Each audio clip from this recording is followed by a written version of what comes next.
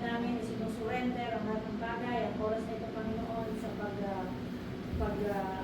Lord, sa pagpapahayag ng iyong salita. Tunay nga na napakabuti mong Panginoon. Hallelujah. Salamat, Lord. Balutin mo ng pananundugo ang laptop nito at wala pong anumang interruption, Panginoon. Kanya namin ikinagkakatiwalang lahat at dalahin ko, Panginoon, na ang banal na Espiritu ay siya mahusap sa buhay ng bawat isa ngayong gabi at maunawaan namin ang mensahe mo in Jesus' name. Amen. Okay.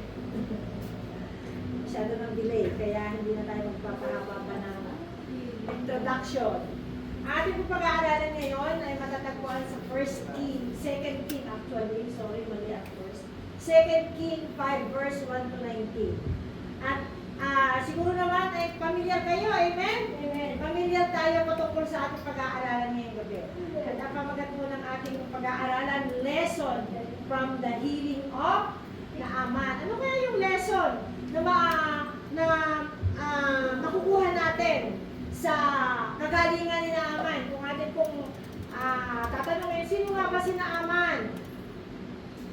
Sino daw si Naaman? Sa verse 1 sabi doon, Naaman was commander of the army of the king of Aram. He was a great man in the sight of his master and highly regarded because through him the Lord had given victory to Aram.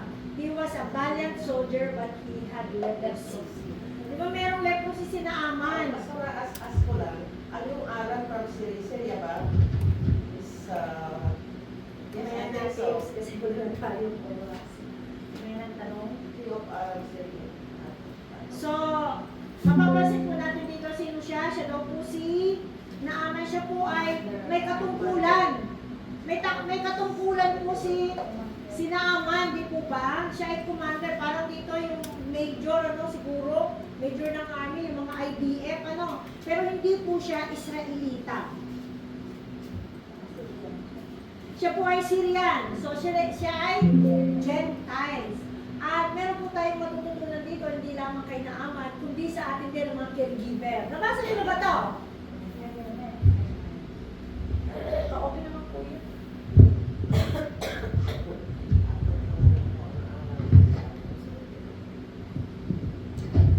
Okay. Narinig, no? So, meron din po tayong ambag dito sa caregiver. Nabasa niyo na ba to? Servant. Meron pong servant. Talagang itinakda na caregiver. Ang isa rin po dito na isang tauhan. Amen? So, si Naaman po ay commander ng army at kinalulugdan siya ng hari. Why? Kasi nga, palagi siya nagtatagumpay sa bawat laban nila. Amen? Subalit, meron po siyang itinatago sa kanyang sarili. Amen? Siyempre, nakita niyo naman yung mga IDF dito, di ba? Yung kanilang mga damit, balot na balot sila. Kaya hindi halata yung kung anong meron sila. At hindi ko na isulat dito yung about sa leprosy. Ang leprosy po ay, alam naman natin, di ba? Yung mga leprosy sa Pilipinas, nakaseparate sila eh. Doon sa tinatawag na tala sa Rizal. Meron doong lugar na yung lahat ng mga merong ketong ay nandoon kasi nakakaawa siya, yung balat niya. At ang sabi po doon sa aking binasa kanina, ay hindi lamang sa balat, pati yung mga ugat niya, pati yung mga membrane vein, ay apektado. So kaya nakaseparate yung mga may leprosy. At sabi po doon sa Luke, ay wala nang gumaling na mayroong sakit na karamdaman na leprosy, maliban kay Naaman. Amen? At meron po tayo ditong matututunan sa ating pag-aaralan. So sabi po dito, ano daw yung lesson na matututunan natin sa paggaling ni Naaman? Amen? Ang sabi po dito, Naaman's status could not save him. Amen? Yung pong status ni Naaman, hindi po makakapagligtas sa kanya, parang tayo rin. Kahit pa tayo ay pastor, propeta, o whosoever, hindi tayo may liligtas noon. Amen po? Ang makakapagligtas lang sa atin ay ang ating pananampalataya. Amen. Meron nga akong kausap na sabi ko, kahit pa ikaw ay sa puno ng saging lumuhod, kung ikaw ay nananampalataya na pagagaling ka ng Diyos, gagaling ka. Amen. Amen? Because God is everywhere. Hindi nandun lang siya sa Pilipinas, hindi nandito lang, He is everywhere. Kaya sabi doon, hindi daw po maililigtas ng anumang status si Naaman. Di ba? Kung natatandaan nyo, yung pong anak ng hari sa, hindi ko alam kung sa Dubai yun, na 20 years siya na comatose. Saudi Arabia, 20 years. And then, nagising siya. Nag-rejoice na sila, pero sandali lamang yung pagkagising niya. Gaano kayaman yung anak na yun ng hari, di ba? Napakayaman na sa kanila ng lahat. Pero hindi siya nailigtas ng kanilang anumang status meron sila. Ano ba sabi dito? Sa Syria ay may isang pinuno ng bukbo na nagngangalang Naaman. Mataas ang pagtingin sa kanya ng hari sapagkat sa pamamagitan niya ay pinapagtagumpay ni Yahweh ang Syria sa mga labanan. Si Naaman ay isang magiting na mandirigma. Di po ba? Siya ay magiting na mandirigma. Kaya lang meron nga siyang itinatago.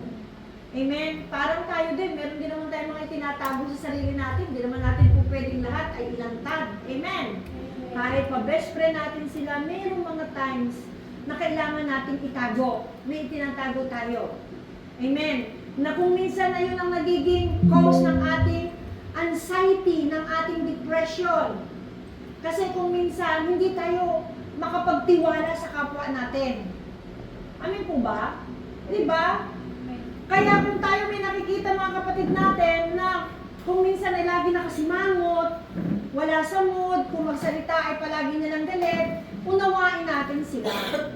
Amen po? Kasi baka meron silang pinagdadaanan na hindi natin alam. Hindi nila may-voice out sa atin kasi natatakot sila.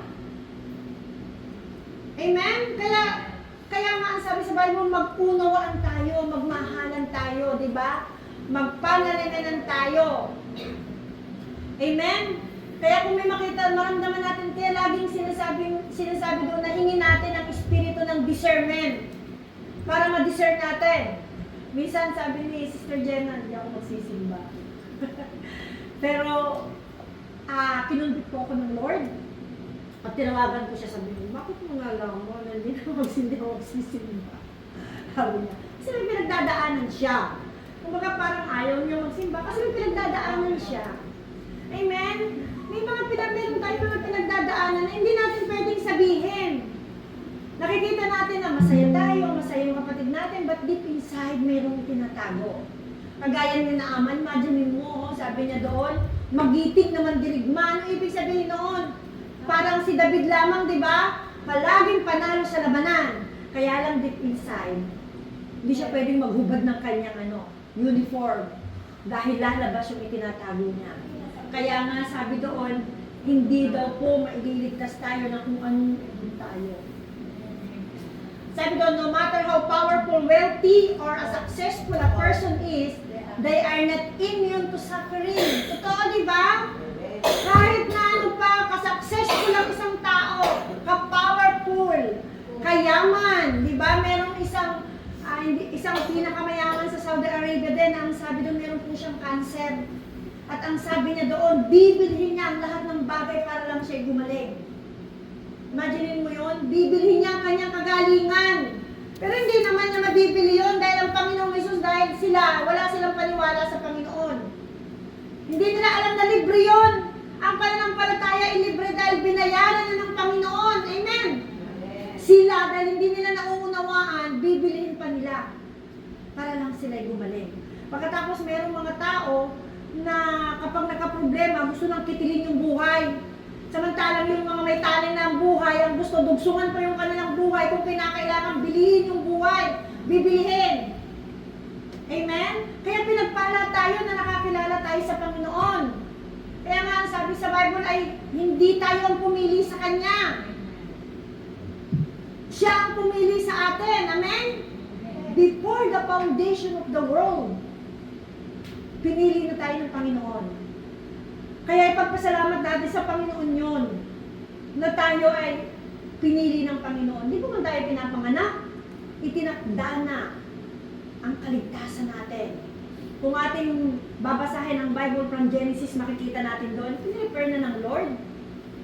Sa Genesis pa lamang, ipinrefer na ng Lord ang ating kaligtasan. Hindi pa tayo nagkakasala, pinatawad na tayo ng Panginoon. Amen? Hindi pa tayo nagkakasakit, pinagaling na tayo ng Panginoon. Amen. Kailangan lamang natin yung ating pananampalataya. Amen. Amen? Kaya sabi po dito, anumang status meron si Naaman, hindi siya maililigtas noon. Number 2, sabi niya, ano pa raw ang ating matututunan? Help can come from unexpected places. Diba, minsan ang mga taga-Syria ay nakabihag ng isang dalagitang Israelita, naging katulong ang dalagitang ito ng asawa ni Naaman. So, merong caregiver yung asawa ni Naaman. Sino kaya doon? Kaya alam nyo, meron talagang part tayo sa kaligtasan ng mga Israelita, ang mga Gentiles. Amen po ba? Kasi ito, caregiver nag-share siya. Anong sabi niya doon? Ang sabi niya, meron doon, anong sabi niya doon? Merong isang propeta doon sa Israel. Sabi niya sa verse 6, sa verse 5, verse 3. Sinabi nito sa kanyang Panginoon, kung ang asawa ninyo ay lalapit sa propeta na nasa Samaria, tiyak na pagagalingin siya. Kung lalapit daw sa propeta, kasi nung time na yun, nung Old Testament, ay propeta ang pinaniniwalaan nila. Kaya nga si Jesus, ang tawag kay Jesus noon ay propeta, di ba? Kung lalapit ka lang doon sa propeta sa Israel, gagaling ka. At dahil nandun po yung kagustuhan ni Naaman na siya'y gumaling, amen? Siya po ay lumapit doon sa hari para makahingi ng tulong. Imagine mo, help can come from unexpected places. Maaring hindi tayo doon pinagaling sa Pilipinas, pagdating natin dito tayo makakaranas ng kagalingan. Why? Dahil dito na-develop ang ating pananampalataya. Amen? Kung nasa Pilipinas tayo, ang pinananampalataya natin, yung mga ribulto. Wala nga tayo nung dito sa loob ng church doon sa Pilipinas, di po ba? Sinong dito lang nakakilala sa Panginoon? Di ba? Ang pinananampalataya natin ay ang mga santo. Pero ang sabi doon, ang sabi nung caregiver, pumunta ka doon sa Israel, meron doong propeta na nagpapagaling. At tayo bilang mga caregiver, yun ang ating trabaho. Yung mga alaga natin ay may mga sakit. Amen. Mga amo natin ay may mga sakit, hindi man physical, but spiritual. Wala pa sila sa Panginoon. Kaya i-share natin, alam mo ba, na si Jesus ay mamatay doon sa cross. Kaya ating ipinapasaulo sa atin yung 3-minute gospel. Di ba si Victor, umuwi ng Romania, ginagamit niya yung 3-minute gospel sa Romania. Amen po, kaya bilang caregiver, palagi natin ipanalangin ang amo natin at hingin natin ang wisdom sa Panginoon na makapag-share tayo ng Word of God sa ating mga employer. Amen po? Alam niyo, kapag nakita ng mga employer natin yung ginagawa ng Panginoon sa atin, di ba sabi, magseselo sila. Godly jealousy, Bakit itong taong ito, ganito? Kaya meron akong isang part-time na mag-asawa, lagi ko silang sinishare ng Word of God. Pagka ako'y napupunta doon. At ang ginagawa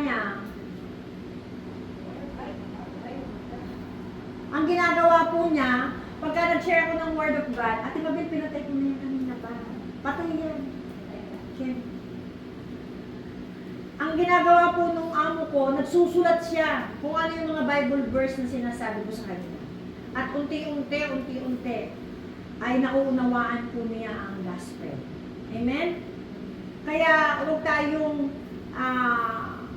tayong mawawalan ng pag-asa na hindi natin kayang sharean ang ating mga employer. Amen? Maging po tayo, ilaban po natin sa panalangin. Lord, hindi ako aalis dito sa employer ko na to na hindi ko siya nasi-share ng Word of God. Kahit yung ating amo, yung employer ko na everyday, nag-i-start na po sila magtanong sa akin patungkol sa Panginoong Jesus. Dahil talagang wala silang alam, atheist talaga sila. Ang kanilang sinasamba ay pera. Amen? At nag-uumpisa na po sila. Dahil nakikita nila sa akin kung paano ako lumaban sa pananampalataya. Sa lahat ng mga pinagdaanan ko sa buhay, nasaksihan nila. Amen? Kaya meron tayong part sa kaligtasan ng mga Israelita. Amen po, magpasalamat tayo. Alam niyo, napakarami mga Pilipino gustong pumunta ng Israel para lang makapag-share ng Word of God sa mga Israelita. Amen. Kasi yung pagpapala ng sayon ay aago sa Pilipinas. Amen. Aago sa atin. Hallelujah. Amen? Kaya sabi po dito, sometimes God uses unexpected people to lead us to our breakthrough. Ginagamit daw ng Panginoon yung mga unexpected people, hindi po aksidente yon na meron tayong namimit, nakikilala para magkaroon tayo ng breakthrough. Amen po. Diba? Even in suffering, we can still be a source of hope for others bilang mga caregiver.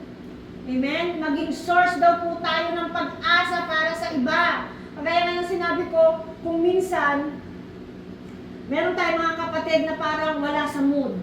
Kung magsalita ay mabibigat ang dating, ang bagsak ng salita. So tayo po na nakakaunawa, tayong umunawa sa kanila. Huwag natin silang patulan. Amen? Pakita natin sa kanila na tayo ay Kristiyano. Christ is in nasa atin ang Panginoong Jesus. Diba? Alam naman natin kung anong karakter, pinag-aralan natin noong nakaraan, anong karakter ng Panginoon. We should be humble enough to listen to advice, no matter who. Balik.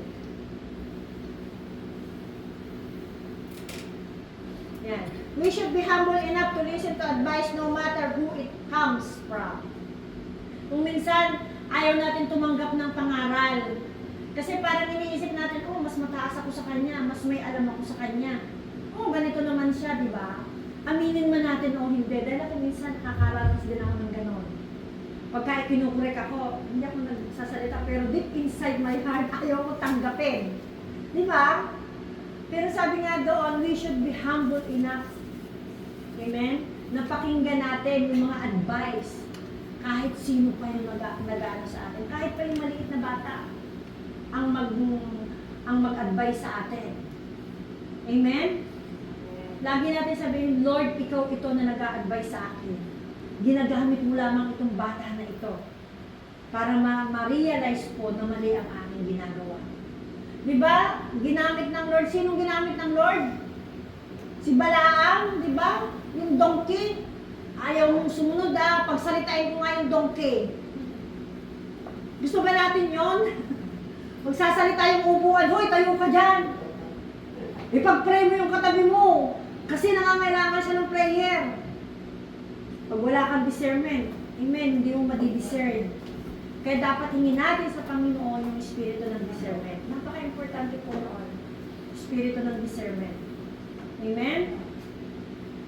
Kaya sabi niya, help can come from unexpected places. Kahit sa unexpected people. Amen? Kasi dito, sabi niya, dumi-dumi naman, bakit dito ako pinadala? Diba? Bakit ako dito pinadala? Sino nakapunta sa Jordan River? Hindi doon sa bago Kasi dalawa yon, yung bago at saka yung luma. Diba yung Jordan River, yung luma, ay napakadumi siya. Kulay brown talaga. Diba pagka humakbang kang ganyan, Jordan na yun boundary. At pag nandun ka, hindi mo talaga na pumunta doon na magpa-baptize doon. Amen po? Kasi napakadumi ng tubig. Kaya sabi nila, Ama, bakit hindi ako doon ipinadala? Doon sa malinis ang tubig. Kung minsan tayo hindi natin maranasan ng kagalingan, hindi lamang sa physical na kagalingan, spiritual, emotional, kailangan natin ng healing. Amen po ba? Hindi natin maranasan ang kagalingan na nagmumula sa Panginoon kasi ayaw nating sumunod. Amen? Gumagamit na nga ang Lord ng mga tao para lang maunawaan mo na nangungusap siya sa iyo, ayaw pa rin natin pakinggan. Kung minsan, minamaliit pa natin, sino ka? Para magsabi sa akin, Diyos ka ba? Diba? Pero kapag may nag-a-advise sa atin, hindi po sila, Lord, ikaw ito.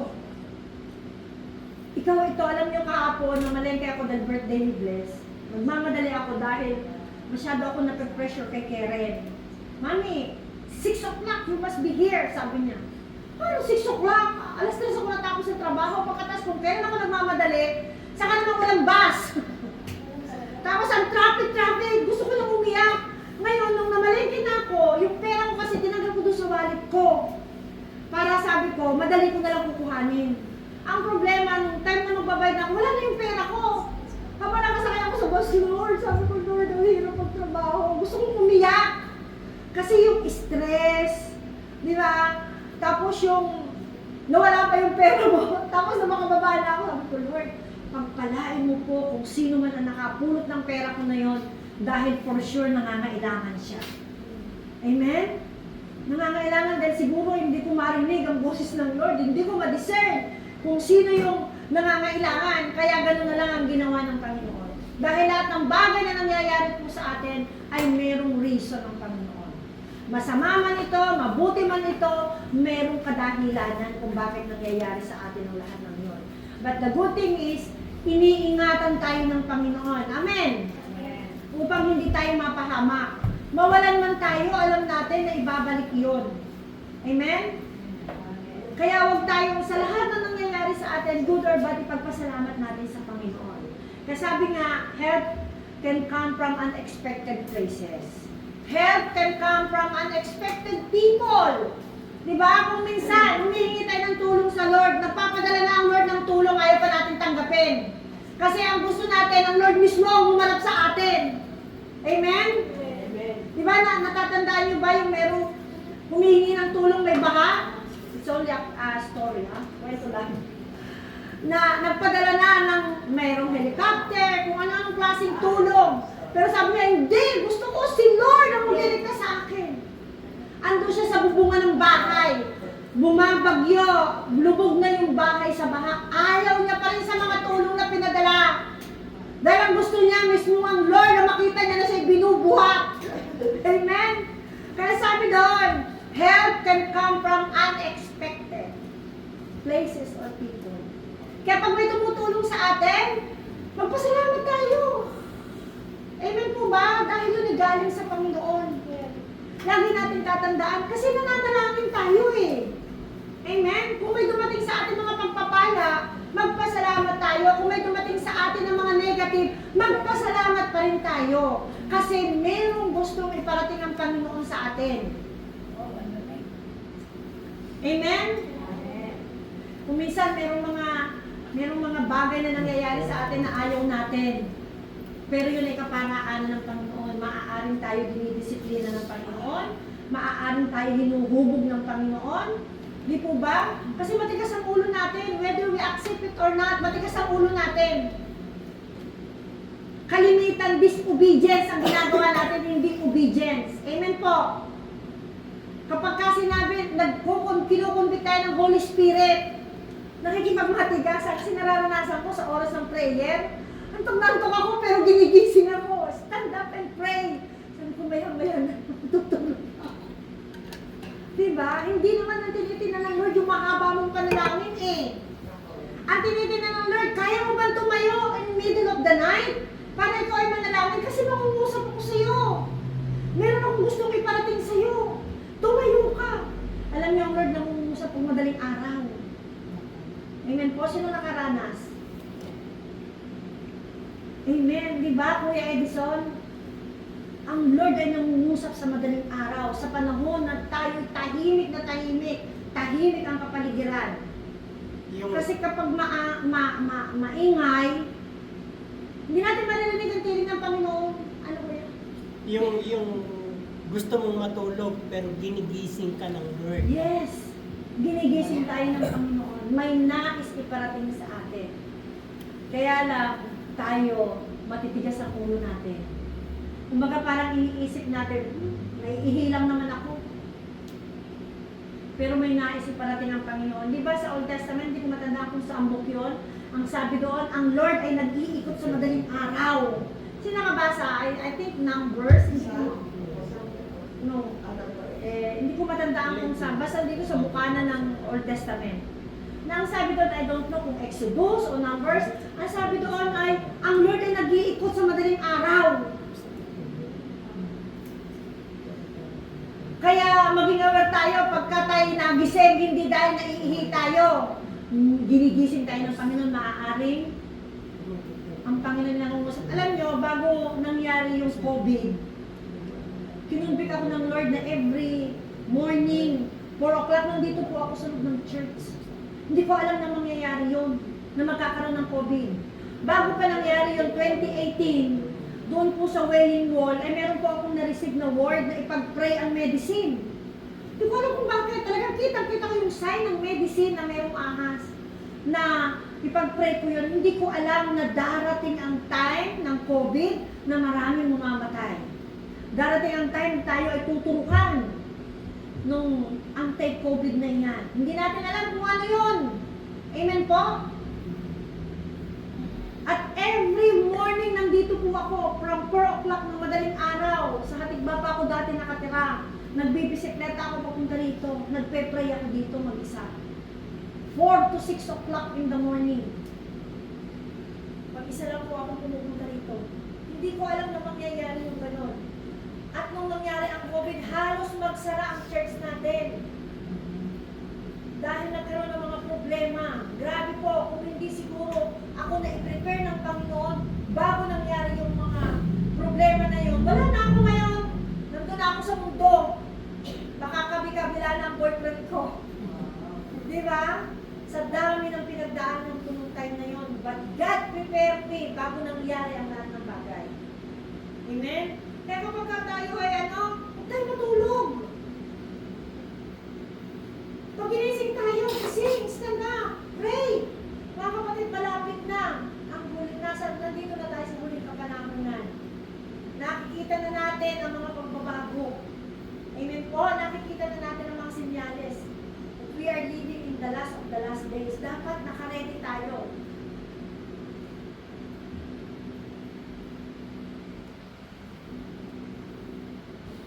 Next. Ano pa ba sabi? Ano pang matututunan natin? A misplaced trust in power and wealth. Ito yung kalimitang ginagawa ng tao. Amen po. Sabi na dito, sinabi naman ng hari, sige, pumunta ka at magpapadala ko sa iyo ng sulat para sa hari ng Israel. Pumunta nga si Naaman na may dalang 350 kilong pilak, 6,000 pirasong ginto at 10 magagarang kasuotan. So, ang akala niya, gagaling siya sa pamamagitan, gagalingin siya ni Elisha sa pamamagitan ng power and wealth. Ganyan ang tao. Amen? Bibilihin ko ang aking kagalingan, mayaman ako. Di ba si Michael Jackson? Ilan ang doktor ni Michael Jackson? 150. Ang kanyang doktor, gusto niyang siya mabuhay ng 150 years. Grabe po, di ba? Pero ilang taon lang siya nung lumagay. Hindi niya kayang building ang kanyang kaligtasan. Ganon din tayo, hindi natin pwedeng bilhin yung ating kaligtasan. Di ba sa New Testament, ang sabi doon, pipilin daw yung Holy Spirit, di ba? Magkano? Hindi na bibili. Kaya sabi dito, a misplaced trust in power and wealth. People often turn to power and wealth for solution instead of turning to God first. Yun ang ginagawa ng tao. Amen po. Bago lumapit sa Panginoon, meron na silang solusyon. Nakagawa na sila ng sariling solusyon. Kaya napapahamak. Amen. Pray ng mapapangasawa. Umabot na ng 50 years old, Lord, ang tagal ko na nananalangin ng kasawa, 50 years old na ako, wala pa rin. Siguro yung pag may lumabas dito na nakared, yun na yun, Lord. Ay may lumabas na nakared. Eh, pinay. Nanalangin ka na ng 50 years, pagkatapos may lumabas na nakared, yun na yun. No, manindigan ka sa prayer mo. Alam mo kung bakit? May mga prayer tayo na hindi sinasagot ng Lord kasi hindi kaya tanggapin natin na may pasasalamat, maaari mapahamak tayo. Amen? Kaya kapag tayo mayroong hinihingi malaki sa Panginoon, ang sabi natin, Lord, prepare me. Prepare my heart. Sa pagdating yung prayer ako sa pagsagot mo po sa panalangin ko. Amen? Kasi pray tayo ng pray, hindi naman tayo naka-ready. Nakikita ng Lord, mapapahama ka lang, mawawala ka sa church, di ba? Huwag tayo mananalangin tumama sa loto. Kasi hindi po tayo dapat tumataya sa loto. Amen. Ang pagpapala ay manggagaling sa Panginoon. Amen. Di ba? Sabi sa Psalms, the blessing of the Lord make me rich and there is no sorrow on it. Wala daw sorrow sa mga pagpapala na nagmumula sa Panginoon. Umaman ka nga, hinultap ka naman, di ba? Merong sorrow. So, ang galing po sa Panginoon ay wala daw pong sorrow. Amen? So, sabi niya, money and status cannot buy divine intervention. Naaman brought wealth, but healing could not be purchased. King and leaders have limit, but God has ultimate power. So, ang lesson po dito, sabi niya doon, huwag daw tayo nila, sabi niya, don't trust in chariot. Don't trust in horses. But trust in the name of the Lord. Amen? Kaya sabi niya nga dito, huwag tayo magtatrust sa power. O, makapangyarihan ako. Mayaman ako. Kahit pa magkaroon ako ng cancer, gagaling ito dahil mayaman ako, marami akong pera. Pwede ako magpa-chemo, magpa-radiation, lahat na. Alam niyo, meron po akong pupuntahan na gusto kong dalawin bukas. A few years ago, siya po ay dumaling na. Kasama siya dati sa 24 hours prayer natin. Every day, unti-unti na siyang gumagaling. Bihira na siyang mag-join sa 24 hours. Hanggang sa bumalik na siya. Nawala na. Bumalik ulit siya sa dating buhay niya. And then now, ngayon na naman po, malala na po yung kanyang sakit. Hindi na siya pwedeng tumayo. Dahil lupus yung kanyang sakit, apektado na ang buong katawan. At na-prepare po ako dahil matagal ko na siyang hindi nakakausap. Matagal na. Siguro few years ako na hindi ko siya nakakausap. Simula na umalik siya sa 24 hours, hindi ko na siya nakakausap. Nagulat po ako dahil kahapon ay nag-message siya sa akin sa ibang pangalan. Sino kaya ito sabi ko? Tapos sabi niya, Pastora, puntahan mo na po ako, mag-play mo kasi mahina na ako sabi. So habang nag-ano ako, habang naglalakad ako kanina, papunta ako dito, siya ang nasa isip ko, pinag-play ko siya po eh. Magkaroon ng hindi pala sa kanya. Kaya lang, naiisip ko, is totally damaged na yung kanyang katawan, internal and external organ niya, totally damaged na. So, ibig sabihin, wala nang kagalingan yung kanyang physical body. Pero, yung spiritual, maaari pa itong gumaling. Amen po? Kaya sabi ko, pupuntahan ko siya bukas, sabi ko, magluluto kita ng soup. Of course, kahit ang ganun ang sitwasyon niya, kailangan pa rin niya ng pag-asa. Kailangan pa rin niya ng encouragement, ng kalakasan, ng mula doon sa mga tao na mayroong kalakasan mula sa Panginoon. Amen po? Kaya, hindi man gumaling ang ating physical body, kung dumating man sa point na gano'n na mangyari sa atin, ang pinaka-importante doon yung ating spiritual body. Amen po? Kasi ito talaga naman mawawala ito eh. Maiiwan. Babalik sa pinagmulan. Pero yung ating espiritu, bakit tayo nandito? Bakit tayo napapakahirap na makinig? Bakit tayo napapakahirap na magbasa ng Bible? Bakit tayo napapakahirap na nalangin? Dahil yung espiritu natin ang pinapakain natin. Yun ang haharap sa Panginoon sa tamang panahon. Amen? Itong mundong ito mawawala, kaya dapat hindi natin inuubos ang ating energy, ang ating lakas sa pagpapayaman. Mayaman tayo ng payaman. Pag nawala tayo, sino magmamana ng yaman natin? Yung mga nagpapasarap na pamilya natin, di ba? Tayo. May magbigay tayo ng time sa sarili natin. Sabi ko sa kaibigan ko, Nana, pumunta tayo sa Euro. Enjoy naman natin yung buhay natin kasi malalaki na yung mga anak natin. Nung maliliit, wala tayong pahinga. This is the time na tayo naman yung magpahinga. Sabi ko, uubusin natin yung lakas natin sa pagtatrabaho. Sino ba makikinabang? Di ba? Pag tayo matatanda na, tatapon lang tayo ng mga anak natin kung sa beta mo o kung saan makukuha ng caregiver. hanggat may lakas tayo, i-enjoy natin ang buhay natin. Sabi ko sa kanya. Di ba? Enjoy natin. Tapos na tayo sa mga anak natin. Huwag natin akuin yung mga apo. Ang nangyayari sa mga nasa abroad, kaya hindi makauwi-uwi. Tapos sa mga anak, inaako pa ang mga apo. Hallelujah. Hayaan natin ang mga anak natin. Nagdesisyon sila mag-asawa. Alam nila kung ano ang kanilang kakaharapin. Amen? Tapos tayo sa mga anak natin, yung mga obligasyon natin, na pag-aral natin sila, may maganda silang trabaho. Tayo naman ngayon na mag-enjoy. Hayaan natin sila, o ikaw ha, kung ano yung ginawa ko, gawin mo sa anak mo. Yun naman, harapin mo yung responsibilidad mo sa anak mo. Kasi, aakuin natin ang responsibilidad ng mga magulang. Tinuturuan natin sila ng katamaran. Ipinuprovide natin lahat. Kaya hindi makauwi, napakarami ng mga Pilipino hindi makauwi pagdating sa Pilipinas. Pag wala ng pera, itapon na lang. Hindi mangyayari sa atin yun dahil tayo mga Kristiyano. Amen. Panalangin natin na huwag mangyari sa atin na tayo ay ganun ng gawin. Napakarami po sa Pilipinas. Diba, makikita natin sa Facebook, nang wala na, ando na lang, nagpapalimos, ilang taong sa abroad, 20, 30 years. Ibinigay lahat sa anak, sa apo. Pagdating ng oras, walang pakialam ang anak, walang pakialam ang apo. Tayo na lang ang mag-impok para sa sarili natin. Mahalin natin ang sarili natin. Tapos tayo sa mga anak natin, okay, kayo naman sa mga anak nyo. Okay, masaya ang may apo, di ba? Pero huwag natin ibungos lahat sa apo natin. Bigyan natin ng responsibilidad yung kanilang mga magulang. Huwag natin akuin lahat. Kasi tinuturuan natin ang katamaran kapag kinako natin lahat. Amen po ba?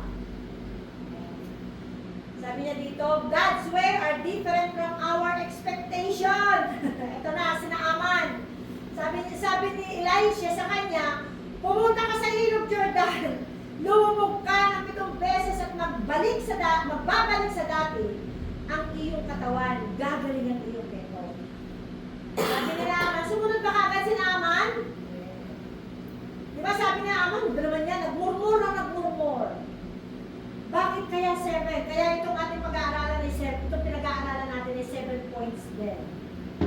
Amen. Alam niyo kung bakit naka-7?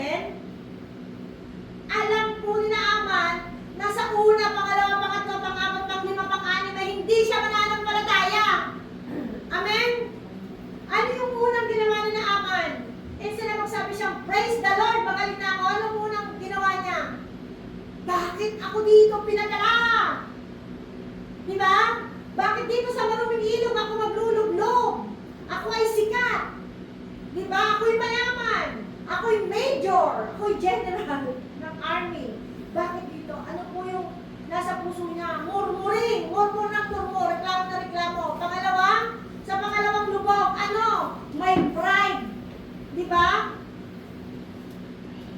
Sa pangatlong lubog, wala pa rin nangyayari. Bakit ganito? Nakatatlo na ako. Ano ba naman itong babaw-baw ng tubig? Sa pang-apat na lubog, wala pa rin nangyayari. Bakit siya umabot ng pang-7? Dahil sa pang-7 lubog niya, doon palang na-build ang kanyang pananampalataya. Ganun tayo. Kailangan pa natin dumana sa napakahabang hirap. Amen. Pinagdadaanan pa natin yung napakahabang hirap. Kaya nangyayari para tayo nandun sa shell, hindi tayo makaalis sa problema. Naikot-ikot lang. Masusolusyonan, babalik ulit. Masusolusyonan, babalik ulit. Why? Dahil hindi pa po nabibuild yung tunay na pananampalataya sa ating puso. Amen? Sabi niya, God's method may not match our expectation. Diba? Hindi talaga nagmamatch. Ang iniisip natin pag tayo nakapunta ng abroad, tayo yayaman na. Diba? Pag nandito sa abroad, bakit di pa ako mayaman? 10 taon na ako dito. Sabi ko, 2 years lang ako eh. Kasi narinig natin eh. Magkano sweldo? Yung napabalita ng nakaraan? 100,000 ba yun? Mga caregiver? Na marami ang nagreklamo dahil inaaway yung mga asawa sa Pilipinas. Saan ang sweldo mo? 100,000, di ba? Akala natin gano'n nung tayo nasa Pilipinas. 2 years lang ako. 2 years lang ako sa Israel. And then magpo-for-good na. Naka-10 taon na, hindi pa nagpo-for-good. Di ba? Sinisira yung ating expectation. Pero pag tayo na sa Panginoon, matututunan natin. Amen. Matututo tayong mag-budget. Matututo tayong maglagay kung ilang taon lamang ang ating itatagal dito sa Israel. Nanaisin natin na makasama natin ang ating pamilya sa Pilipinas. Amen po? Huwag natin ubusin ang dolyar dito sa Israel dahil di natin ito ubos. As long as tayo naghahangad, mas lalo tayo mag-crave. Amen? Kaya magtakda tayo ng tamang panahon. Lord, hindi mo ako pababayaan. Naririnig natin, mahirap sa Pilipinas. Sa mga hindi kumikilala sa Panginoon, mahirap sa Pilipinas. Pero kung ikaw ay nagtitiwala sa Panginoon, amen po? Amen. Pag ikaw nagtitiwala sa Panginoon, hindi ka niya pababayaan, hindi ka makakaranas ng kahirapan. Ano pa sabi niya? Many people reject God's plan because it seems too simple or ordinary. Yun po yung nangyayari, nire-reject yung plano ng Panginoon. Kaya nga ang ginagawa ng Lord, sinisira niya yung plano natin eh. Ang ganda ng plano natin. 2 years, uuwi na ako ng Pilipinas. Naka 3 years na, wala pa lang nangyayari. Kasi hindi mo pa natatanggap si Jesus. Hindi mo pa binibigay yung buhay mo sa Panginoon. Amen? Yun yung hinihintay ng Lord eh. Kapag ibinigay na natin ang buhay natin sa Panginoon, may pagbabago sa ating buhay. Sino nakaranas ng pagbabago sa buhay? Simula nang tinanggap ang Panginoon. Nagkaroon ng miracle. Diba? Si Ate Nona, yung kanyang testimony, na nung hindi pa siya nag-church noon, di ba? Grabe yung anxiety niya. Sa'yo. Pero ngayon, lagi siyang masaya. Nakalaya siya doon. Amen po. Pagka tinutugtog siya, sumasayaw sa akin. Hallelujah! Kaya sabi niya doon, many people reject God's plan because it seems too simple or ordinary. Ganun naman talaga. Next, pride can prevent healing. Naaman thought his own country's rivers were superior, but God's power was in the act of obedience, not the location. Yun yung ano eh, yun yung ano tawag dito? Okay. Na-prevent daw yung healing ni Naaman. Bakit? Dahil sa kanyang pride. Di ba? Ayoko pumunta dyan. Bakit mo dyan ako ipapadala? Elijah, akala ni Naaman dahil siya sikat sa Syria, ay siya sasalubungin ng mga ano tawag doon, ng mga banda. Di ba? Akala siya sasalubungin. Ang kinagalit ni Naaman, hindi niya pa nakita si Elisha. Nagpadala lang ng mensahe, sabihin mo sa kanya. Di ba? Ang inaasahan ni Naaman, yayakapin ako, bibigyan ng importanteng tao ako. Pero hindi eh, napahiya siya. Kaya instead na siya sumunod, na siya lumublog, ang ginawa niya, lumayas.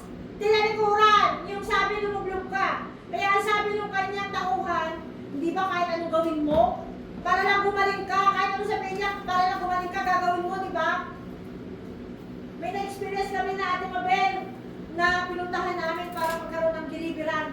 Sabi niya, gumaling lang ako kahit na lupa kakainin ko.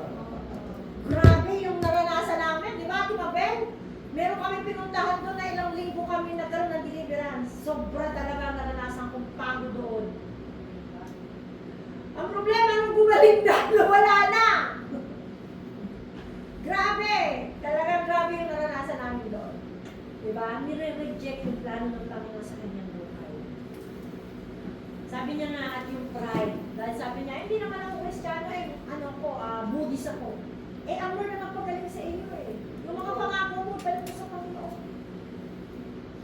Kaso hindi na niya ibinalik. Kasi nga, ma-pride siya.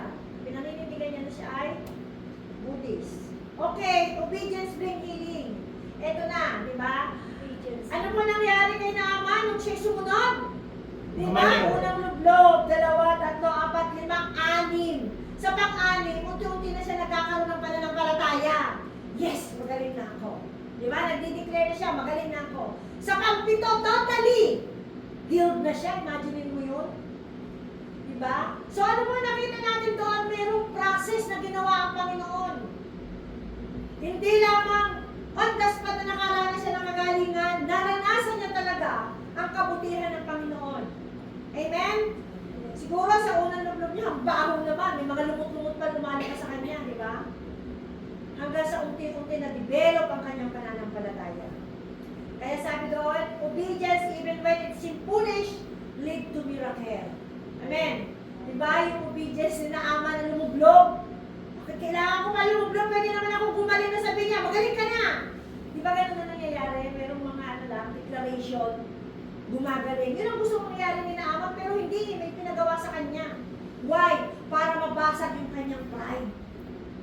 Matuto siyang sumunod kasi nga, mag-pride siya dahil nga siya ay mataas ang katungkulan. Amen? Sometimes, God asks to take simple step of faith before we see the result. Yun lang naman talaga eh. Diba? Kung minsan gusto ng Panginoon na makita niya na tayo may pananampalataya. Amen? And then, makikita natin ang resulta. Okay, baka mamaya may marinig lang. Tung-tung! Bilisan na natin. Ano pa naman matututunan natin?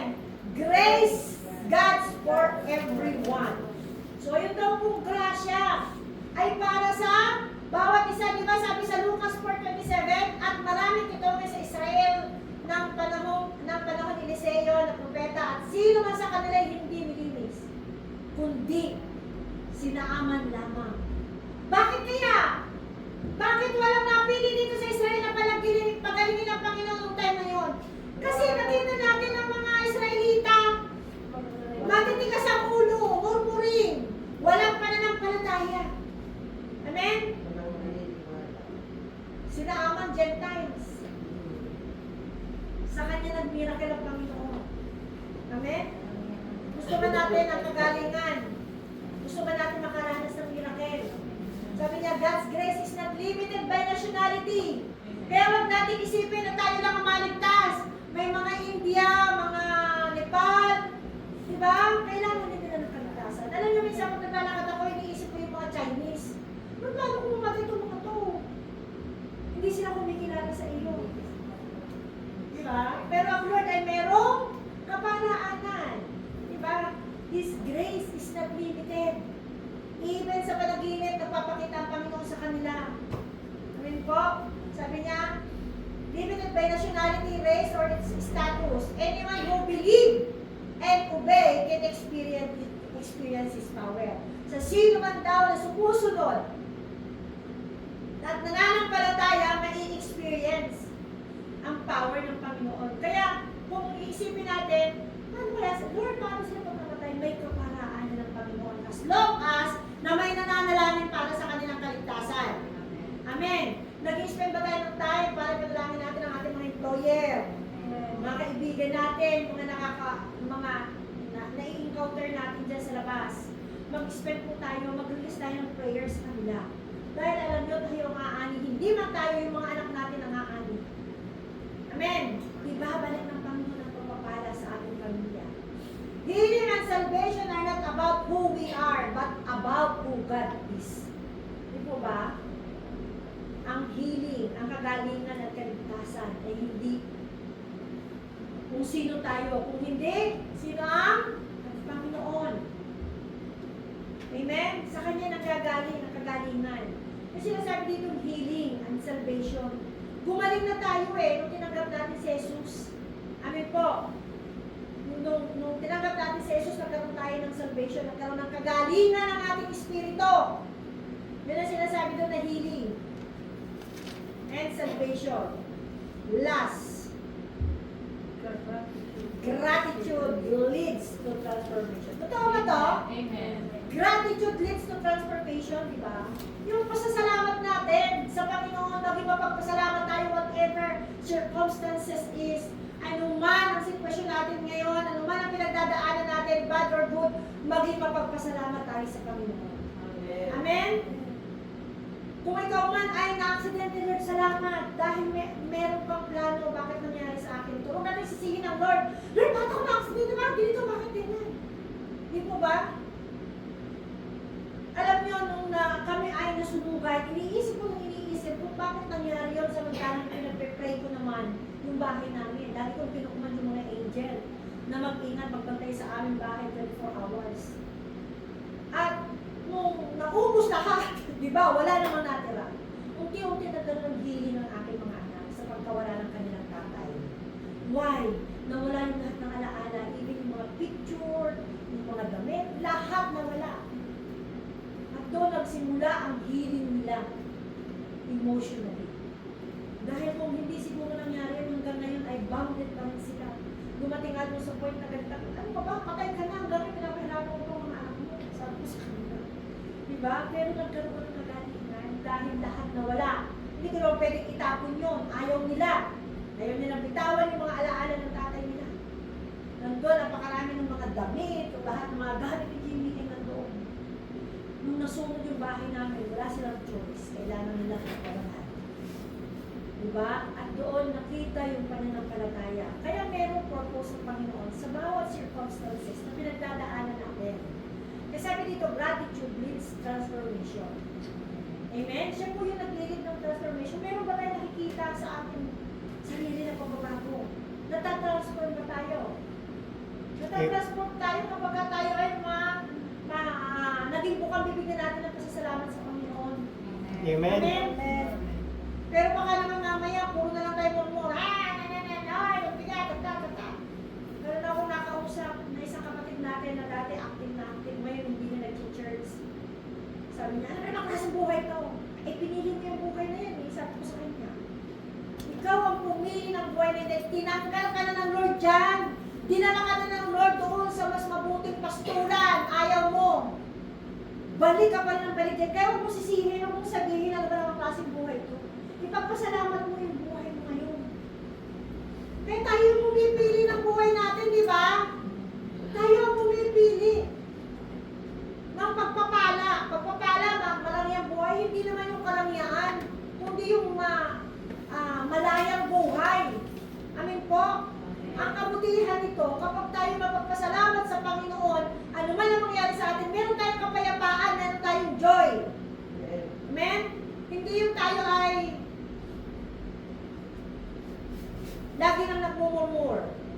Amen po? Sabi niya, gratitude should be expressed through devotion and thankfulness.